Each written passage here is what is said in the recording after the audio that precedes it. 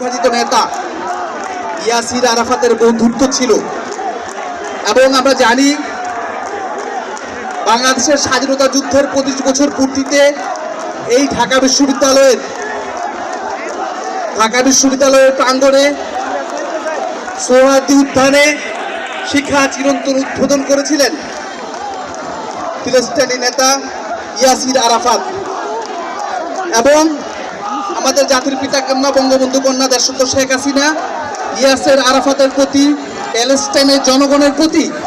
তার সেই আকুণ্ঠ সমর্থন তিনি বাংলাদেশের স্বাধীনতার পর থেকে বাংলাদেশ সরকার যেভাবে অক্ষুণ্ণ রেখেছে তিনিও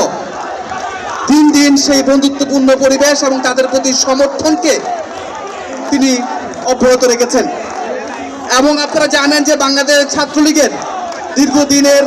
সংগ্রামের ইতিহাস রয়েছে।